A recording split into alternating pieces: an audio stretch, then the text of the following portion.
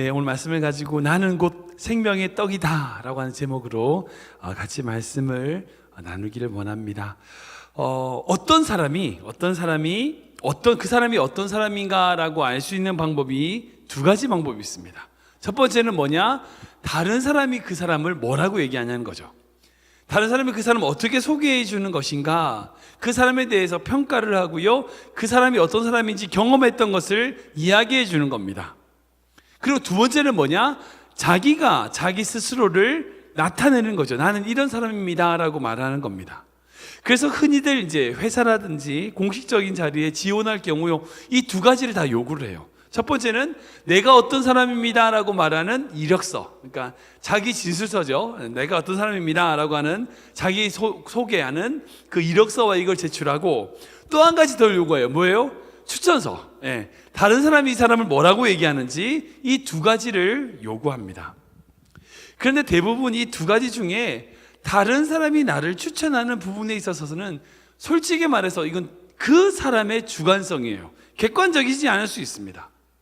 어떤 경우는요, 자칫 그 사람보다 더 좋게 너무 과분하게 평가를 해서 좀 쑥스러워질 때가 있을 가능성이 있고, 반대로 그 사람이 나한테 개인적 감정이 안 좋아, 그러니까 그 사람보다 더 이상하게 말을 하는 거죠. 또 소개한답시고 망신 주거나 더 민망하게 만들 수도 있다는 겁니다. 그래서 어찌 보면 자기를 가장 잘 아는 사람이 누구예요? 바로 자기 자신이에요. 자기 자신이에요. 그러니까 자기 자신이 자기를 솔직하게 자기가 어떤 사람이다라고 말하는 것이 어찌 보면 제일 중요하더라는 거죠. 예수님도 마찬가지입니다. 예수님에 대한 다른 사람들의 평가가 있죠. 중요합니다. 정말 중요해요. 예를 들어서 대표적인 게 베드로의 고백이죠. 마태복음인데요, 읽어볼까요? 시작. 시몬 베드로가 대답하여 이르되 주는 그리스도시요 살아계신 하나님의 아들이시니라. 아멘, 아멘. 너무나 귀한 고백이잖아요. 주는 그리스도시요 살아계신 하나님의 아들이다. 예수님께서 이 고백 위에 뭘 세우겠다 말씀하세요? 교회를 세우겠다고 말씀하시죠. 이뿐 아니라 또 정말 귀한 고백이 있습니다. 바로 요한복음의 나다나엘의 고백입니다. 요한복음 1장인데요, 같이 읽어보겠습니다. 시작. 나다나엘이 대답하되 라비여 당신은 하나님의 아들이시요 당신은 이스라엘의 임금이시로소이다. 아멘. 네. 나다나엘이 예수님을 만나고 나서 이 나다나엘에게 있었던 일들을 예수님이 말씀하니까 깜짝 놀라면서 정말 예수님 앞에 무릎 꿇고 랍비, 그리고 하나님의 아들이시고 참 이스라엘의 임금이시라고 고백하시는, 그런 고백하는 모습을 우리는 보게 됩니다. 그러니까 예수님을 대하여 주변 사람들이 어떻게 고백하는가, 그런 고백도 참 중요해요. 그런데 이런 고백만 있나? 그렇지 않죠. 네, 그렇지 않습니다. 바리새인들과 대제사장들은 예수님을 뭐라고 그랬어요? 사기꾼이요, 도적질하는 사람이라고 고백했어요. 그렇잖아요. 그 사람들을 선동하는 그런 사람이다라고 고백을 했어요. 그러니까 다른 사람들이 고백하는 것도 참 중요하지만 결국 잘 보세요. 예수님이 예수님 자신을 뭐라고 고백하냐는 거예요. 그러니까 다른 사람들이 고백하는 것도 우리가 기억하고 정말 인식하는데, 예수님을 인식하는데 너무나 중요하겠지만, 예수님은 예수님 자신을 뭐라고 말씀하시는가, 이게 진짜 중요하다는 거예요. 이거를 이제 전문 용어로, 신학적 용어로 메시아 자의식이라고 그래요. 그러니까 메시아 스스로가 가지고 있는 자의식이라고 해요. 그래서 복음서에 보면 예수님은 메시아로서 자기 정체성을 분명히 알고 계셨고, 그 정체성 속에서 내가 어떤 자이다 라고 말씀하시는 모습을 곳곳에 볼 수 있습니다. 그 중에 대표적인 게 바로 요한복음에 나오는 7가지예요. 이게 에고 에이미, 즉 헬라어로 말해서 나는이란, I am이라고 나는이란 뜻인데, 이 총 7가지가 있습니다. 첫 번째는 뭐냐? 오늘 나누는 나는 생명의 떡이다. 두 번째는 나는 세상의 빛이다. 나는 양의 문이다. 그리고 나는 선한 목자다. 그리고 나는 부활이요 생명이다. 나는 길과 진리요 생명이다. 마지막으로 나는 참 포도나무다 라고 예수님이 7가지를 말씀하셨어요. 이 하나하나가 너무나 귀한 명제입니다. 그러니까 지금 우리 삶에 있어서 예수님이 이것이다, 우리 삶에 이것이다 라고 하는 이 명제가 얼마나 중요한지 모르겠습니다. 그래서 제가 이제 하나님의 이름을 끝나고서 이 명제를 7가지를 하나씩 나누기를 원합니다. 그래서 오늘 첫 번째는 뭐냐? 나는 생명의 떡이다 라고 하는 예수님의 그 명제와 그 말씀을 같이 나누고 묵상하기를 원합니다. 먼저 오늘 말씀의 배경을 좀 살펴볼 필요가 있을 것 같아요. 오늘 말씀의 배경은 뭐냐면 예수님이 오병이어의 기적을 일으키고 난 이후에 하신 말씀이 오늘 말씀이에요.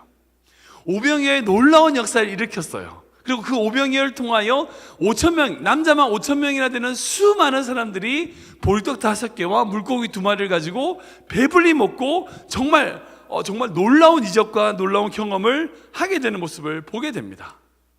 그러고 난 다음에 이 백성들이 예수님을 뭘로 하셨냐? 어떤 상황이 됐냐? 예수님을 임금으로 삼으려고 하는 그런 이야기들이 그 앞에 등장하게 됩니다. 그랬더니 예수님이 어떻게 하세요? 빨리 그곳을 떠나세요. 그리고 빨리 그곳을 떠나서 그리고 그곳에 있는 사람들을 피해서 다른 곳으로 이동을 하시는 모습을 보게 됩니다. 그때 마침 제자들이 떡이랑 뭐 이런 것들을 안 챙겨왔어요.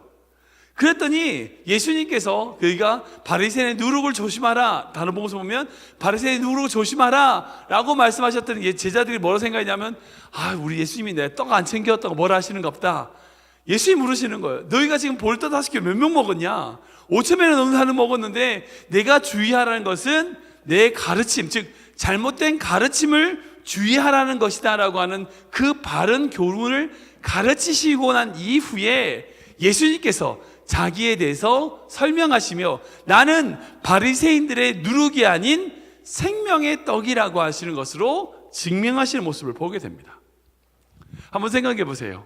이 이스라엘 백성은요 많은 것들을 먹었어요. 예수님을 통해서 그 오병이어의 역사를 경험하고 많은 음식을 먹었어요. 배불렀어요.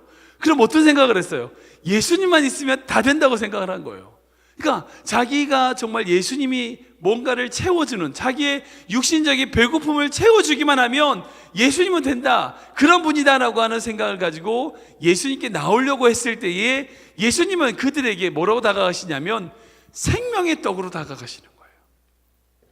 육신의 필요와 육신의 어떤 가족 만족을 위한 그런 존재가 아닌 영원한 생명, 우리 안에 솟아나는 영원한 생명으로서의 떡이라고 말씀하시면서 오늘의 말씀을 나누시는 모습을 보게 됩니다.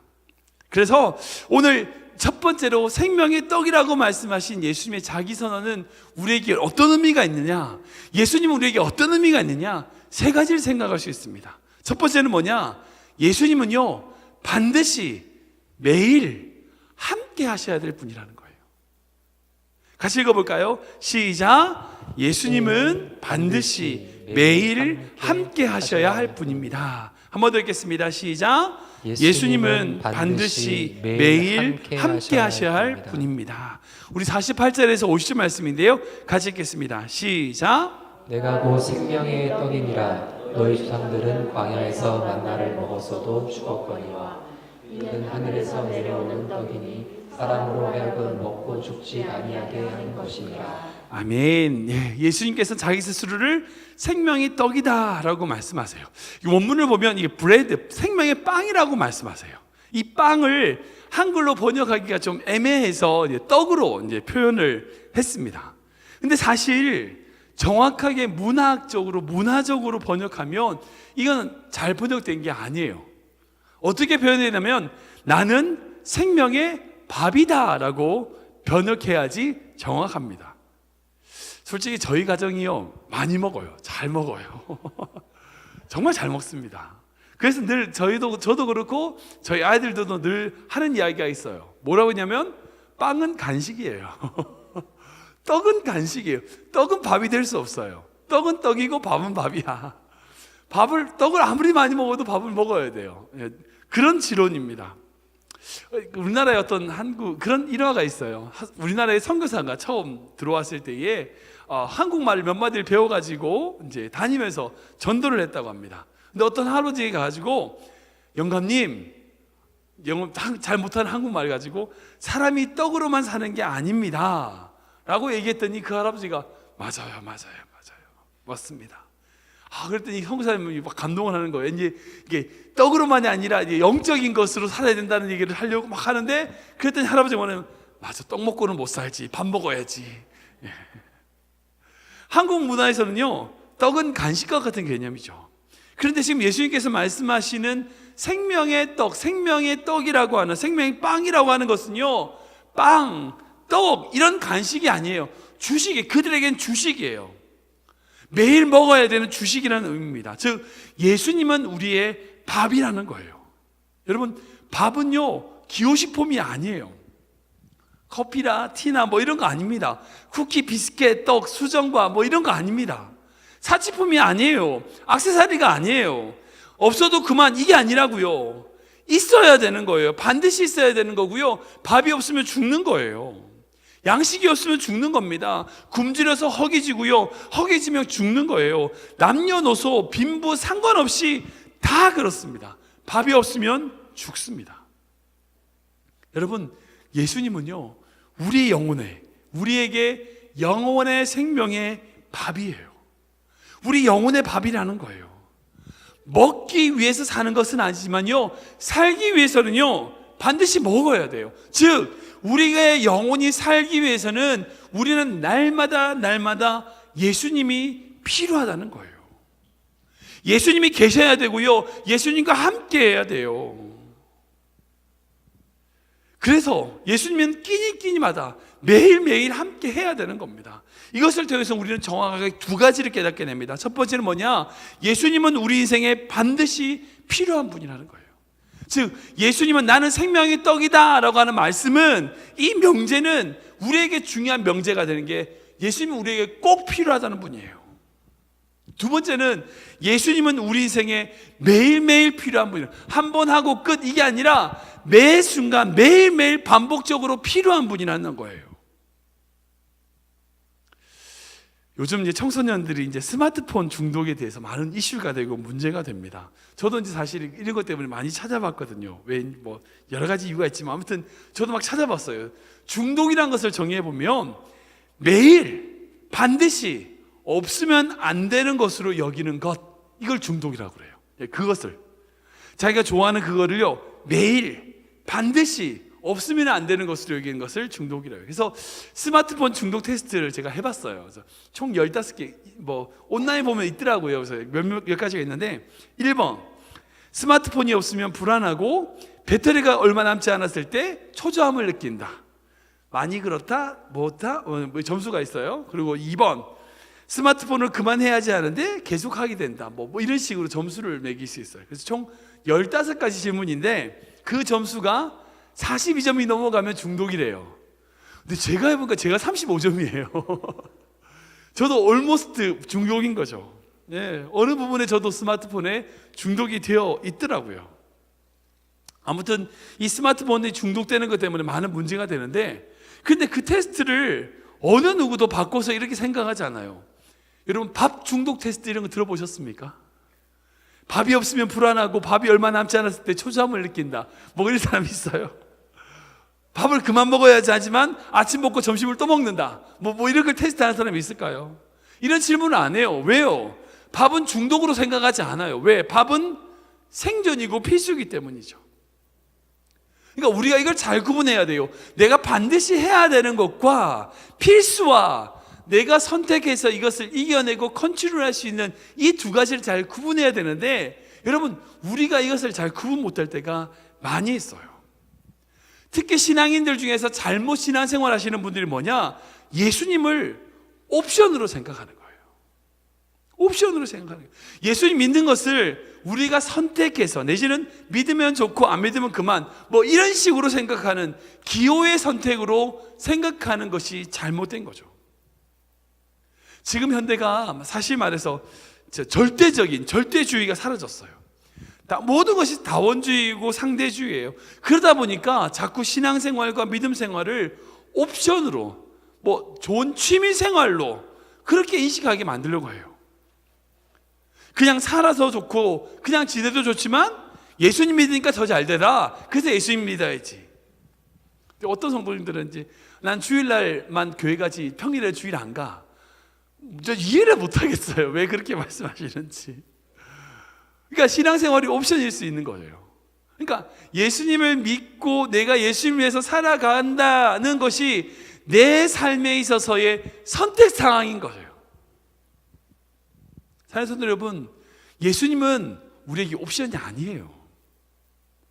밥과 같은 존재예요. 우리의 식량과 같은 존재라고요. 우리가 선택하고 선택 안 하고의 문제가 아니라 그분을 선택하지 않았을 때의 우리에게 죽음이라고요. 이게 예수님이 우리에게 생명의 밥이고 생명의 떡이란 말씀이에요. 우린 매일매일 예수님과 동행해야 하는 삶이 되어야 돼요. 그게 여기든 집에 있든 직장에 있든 어느 곳에 있든지 괜찮아요. 힘들어서 교회 못 나올 수 있어요. 그러나 그의 삶의 자리에서 예수님과 동행한다면 문제가 안 돼요. 그런데 내가 선택하는 그 선택의 옵션으로 생각한다면 문제가 된다는 거죠. 매일매일 반복적으로 주님과 만나고 동행하는 인생이 되어야 된다는 거죠. 두 번째로 예수님은요, 우리에게 생명을 주시는 분이라는 거예요. 같이 읽어볼까요? 시작. 예수님은 우리에게 생명을 주시는 분입니다. 한 번 더 읽겠습니다. 시작. 예수님은 우리에게 생명을 주시는 분입니다. 우리 32절에서 33절인데요. 같이 읽겠습니다. 시작. 예수께서 이르시되 내가 진실로 진실로 너에게 이르노니 모세가 너에게 하늘로부터 떡을 준 것이 아니라 내 아버지께서 너희에게 하늘로부터 참떡을 주시나니 하나님의 떡은 하늘에서 내려 세상에 생명을 주는 것이니라. 아멘. 하나님께서 이 땅에 그의 아들 예수 그리스도를 보내셨습니다. 그 이유는 뭐냐? 뭐 여러 가지 있겠지만 결국 우리에게 생명을 주시기 위해서요. 다른 어떤 이유와 상황을 찾아봐도요, 그만한 이유를 찾을 수 없습니다. 생명 없는 세상을 향한 하나님의 계획에 따라 그 매개체로 예수님께서 이 땅에 오셨습니다. 그리고 예수님은 그분에게 주어진 사명대로 십자가에서 대속의 피를 흘리셨고요. 그리고 죽음을 이긴 부활을 통해서 죄와 사망의 권세를 이기심으로 우리에게 생명을 주셨습니다. 즉 예수님이 이 땅에 생명의 떡으로 오셔서 그 예수님을 믿는 모든 자에게 생명이 되신 겁니다. 한번 생각해 보세요. 여러분들 생각할 때 제일 맛있는 밥 언제 무슨 밥이 제일 맛있을까요? 어떤 밥을 이제 여러분들 기억 가운데 제일 맛있게 먹었던 밥이 어떤 밥이세요? 정답을 가르쳐 드릴까요? 배고플 때 먹는 밥이에요. 여러분 만약에 배가 엄청 부르고 이만큼 차 있는데 목 이만큼 차 있는데 아무리 진수형 잘 차려주고 다 먹어라 그러면 그게 행복한 거예요? 곤욕이에요? 곤욕이죠. 고문입니다. 그런데 정말 배고플 때 아무 반찬이 없어도 정말 간장 종지 하나만 있어도요 진수성찬 같이 느껴져요. 그렇죠? 네. 시장이 반찬이라고 내가 얼마나 배고프냐에 따라서 그 밥이 얼마나 맛있는지를 볼 수 있다는 거죠. 오늘 본문에서 예수님께서 자신의 생명의 떡이라고 말씀하셨을 때에 여러분 이게 실제로 예수님이 떡, 우리가 먹는 뭐 인절미, 송편 이런 거라고 생각하지 않으시잖아요. 영적인 양식으로 생각하잖아요. 그렇다면 이 영적인 양식으로서 우리에게 영적인 배부름을 주시기 위해서 필요한 게 뭘까요? 뭐가 필요할까요? 영적인 배고픔이 있어야 돼요. 그러니까 예수님이 생명의 떡으로 우리에게 다가오기 위해서 우리에게 있어야 될 게 뭐냐? 영적인 배고픔이에요. 아니 영적인 목마름이에요. 그게 있어야 돼요. 솔직히요, 영적으로 갈급하고요, 영적으로 목마름이 없는 자에게는요 예수님 필요 없어요. 그 당시 예수님 상황을 사회를 보세요. 그 당시 예수님께 열광했던 백성들은 누구예요? 가난하고 소외받고 천하게 여겼던 그 갈릴리 지방에 있는 그 천한 사람들, 예수님께 열광한 거예요. 왜요? 영적으로 배고프니까, 굶주려 있으니까, 하나님의 나라에 대한 열망이 있었습니까? 근데 그 당시 종교 지도자들, 바리새인들, 기득권들 예수님 거부했어요. 왠지 아세요? 배고프지 않았거든요. 목마르지 않은 거예요. 자기가 지금 권력을 유지하기 위해서 노력했거든요. 한국의 기독교가 성장할 수 있었던 가장 큰 요인이 있습니다. 뭔지 아세요? 배고파서 그랬어요. 일제시대 지나고 정말 한국 전쟁 이후로 6.25 사변으로 남한의 모든 영토가 다 초토화돼 가지고 정말 가난하고 먹을 것이 없어 가지고 힘들고 어려워하는 그 우리나라 백성들에게 복음은요 빛과 같았어요. 진짜 빛과 같았어요. 생명이었어요. 희망이었고요, 그들의 삶을 다시금 일으킬 수 있는 원동력이 됐었어요. 그래서 한국교회가 불같이 일어났던 거예요. 근데 요즘 한국교회의 문제가 뭔지 아세요? 결국은 한 가지입니다. 배가 덜 고파서 그래요. 배부르거든요. 배부르거든요. 세상 것에 취해가지고 영적인 굶주림 이게 없이 세상적으로 보기에 성장이 숫자적인 성장, 그런 보기에 교회의 성장들, 큰 교회 이런 것들이 이루다 보니까 영적으로 배고픈지 모르는 거예요. 그런 마음으로 신앙생활 하다 보니까 생명을 누리지 못하는 거죠. 사람들은 그래서 예수님이 뭐라고 말씀하는지 아세요? 마태복음 말씀 보면 적혀 있습니다. 같이 읽겠습니다. 시작. 배 줄이고 목마른 자는 복이 있나니 그들이 배부를 것이며. 아멘. 예. 의에 줄이고 목마른 자가 복이 있는 거예요. 이 말이 무슨 우리가 가난하게 산다, 부족하게 산다 이 뜻이 아니에요. 내가 아무리 부하게 있다 할지라도요, 내가 경제적으로 성공하고 있고 성적도 잘 나오고 점수도 잘 되고 건강하고 아무리 내가 환경적으로 좋다 할지라도요, 의에 줄이고 목마른 영혼이 되어야 돼요. 우리가 그런 마음을 가져야 된다고요. 내가 스스로 높아져 가지고 나 이 정도쯤은 신앙생활을 잘했지, 내가 이 정도면 잘난 사람이지 이런 식으로 내 스스로를 높은 자리에 두고 있으면요, 하나님이 필요 없어요. 예수님이 필요 없어요. 그런데 내가 아무리 성공하고 부자고 돈이 많고 내가 아무리 좋은 관계가 있고 성적이 좋다 할지라도요, 내 마음 가운데 저는 주님 없으면 안 돼요. 전 주님 없으면 안 돼요. 전 주님으로 목말라요.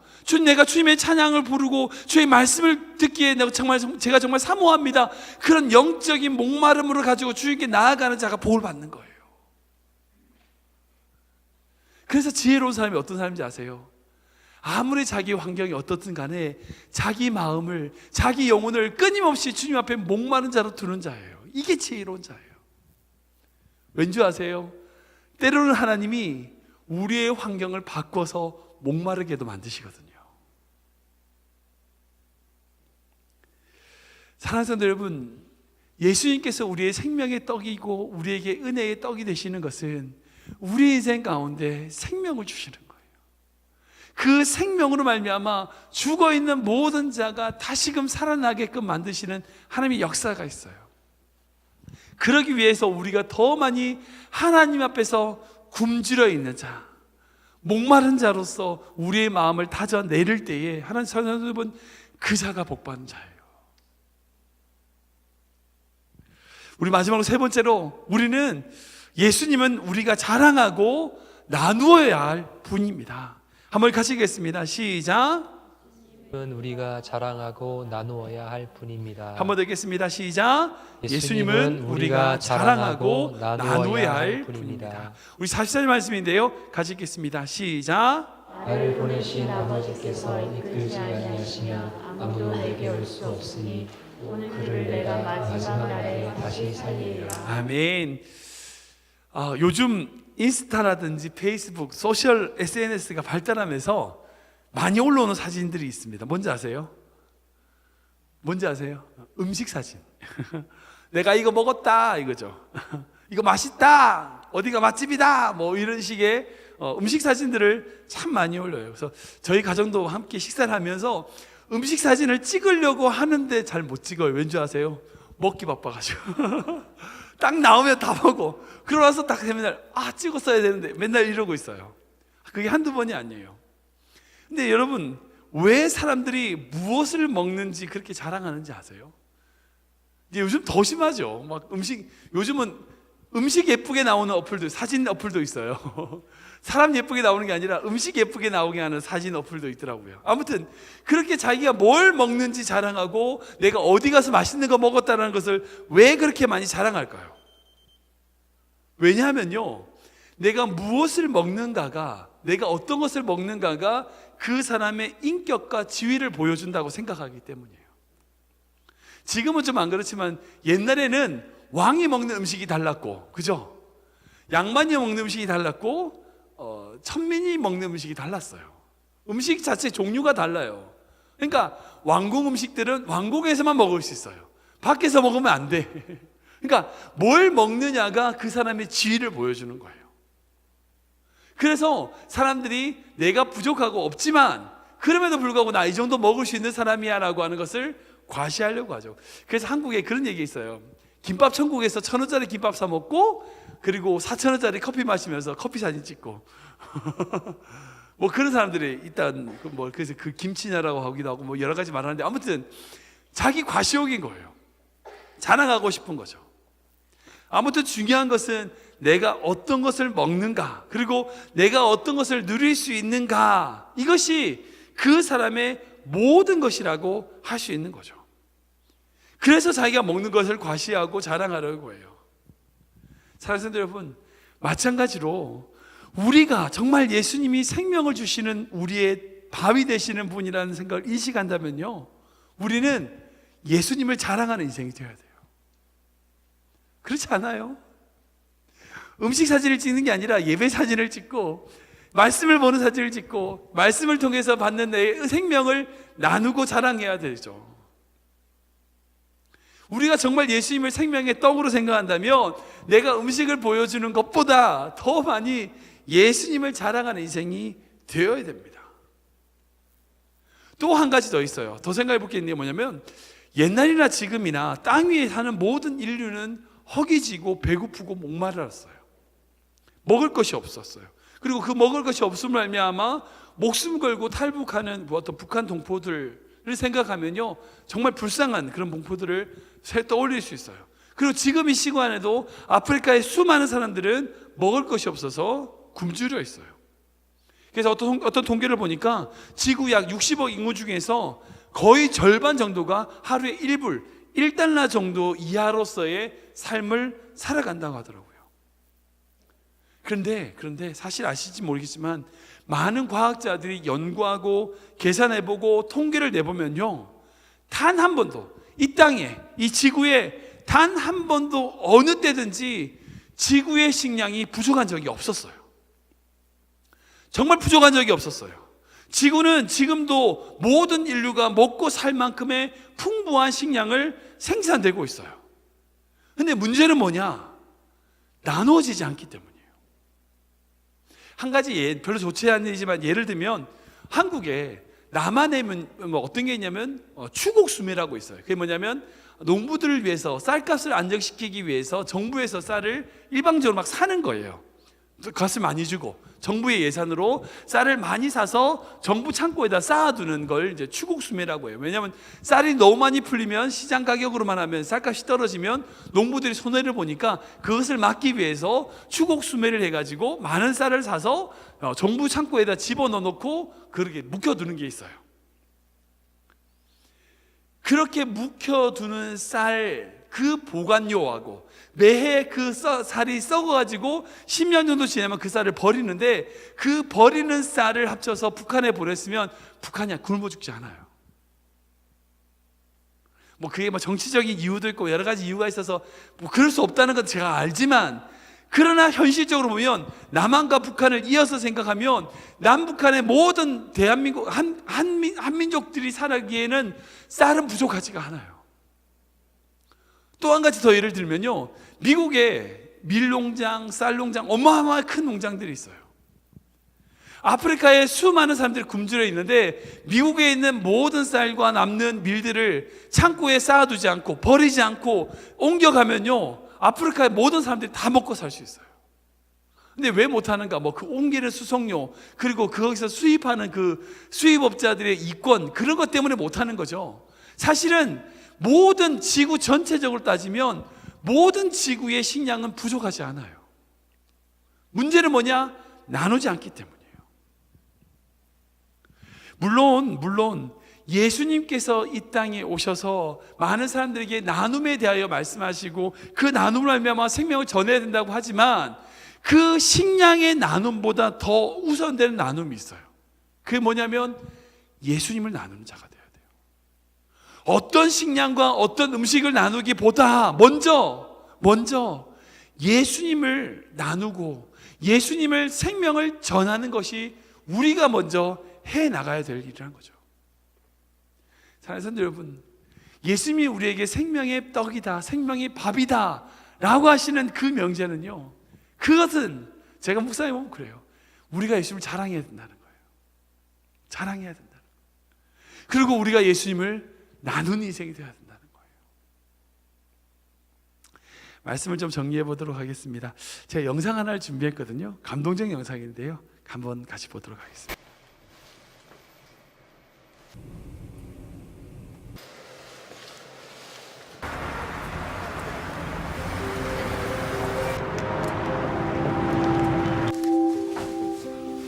현재 하우스키핑으로 들어가서 하고 있어요. 호텔에서 하우스키핑을 하고 일식집에서 웨이트리스를 해요. 정신적으로 힘든 면도 분명히 있어요. 내가 여기까지 와서 왜 이걸 하고 있지, 이런 것도 분명히 있고. 안 된다. 그래서 참다 제가 막 울면서 좀 이렇게 매달렸어요. 사정을 했지. 저희 어머님 좀 취업을 바로 했었으면 했었고, 저는 지금 안 가면 진짜 제 꿈이 다 무너질 것 같은 거예요. 그래서 대견하기도 하지만 어찌 보면 좀 냉정한 것 같고 치만 아는 것 같아서 좀 서운할 때가 많아요. 그래도 더 늦기 전에 막 제 인생을 살아보고 싶어서 왔어요. 일할 때 보면 가족들이랑 밥 먹으러 오잖아요. 그러면 그리워요. 같이 밥 먹고 싶어요. 먹고 싶은 건 한국에서 다 먹고 뭐 엄마가 맛있는 것도 해주고 막 이랬었는데 그게 안 되니까 먹을 때 걔 겉절이를 좋아해요. 겉절이 이렇게 담으면 걔 생각이 나는 거야. 같이 앉아있는 상이 되게 그리우니까. 꿈을 위해 선택한 낯선 곳에서의 생활. 당연했던 일상들이 사무치게 그리워집니다.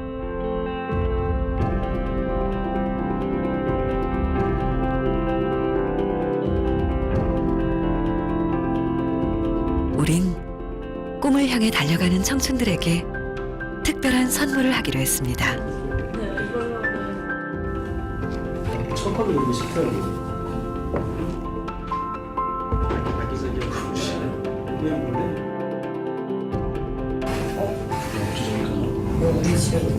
몰래 차려진 밥상엔 엄마가 해주시던 음식이 집에서 쓰던 그릇에 담겨 나왔습니다. 나는 이런 밥상은 안 봤어요.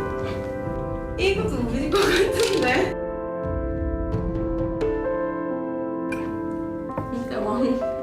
이거 내 건데?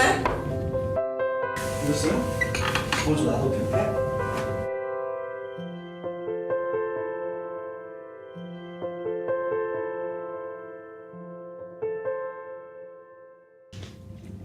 그리고 그 순간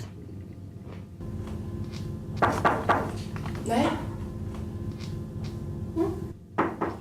예, 들어오세요. 네. 어? 신아 엄마.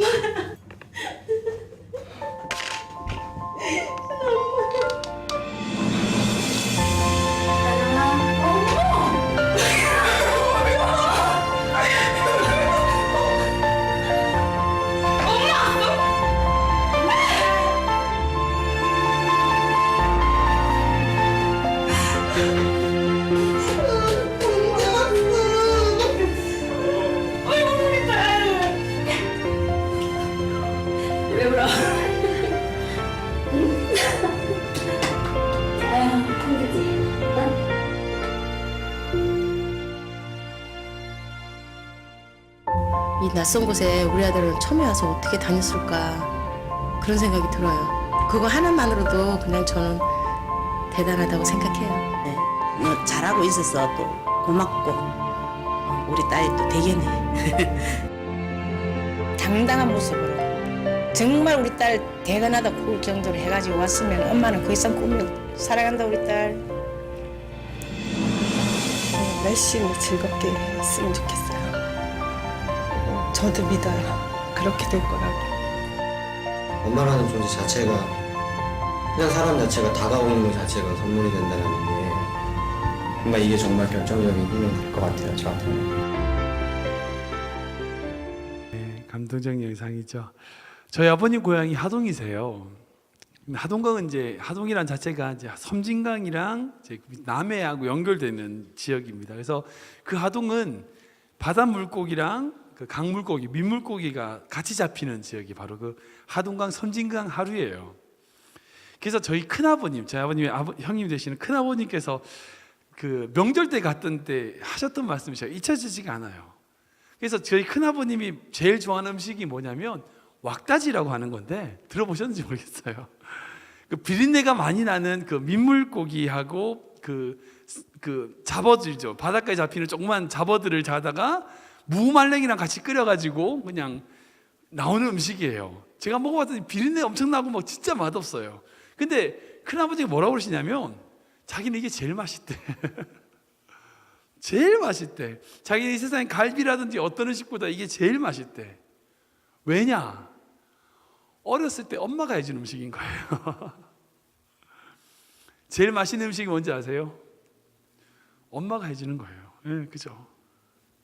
어렸을 때에 엄마가 따뜻하게 해주셨던 그 음식이 우리에겐 제일 맛있어요.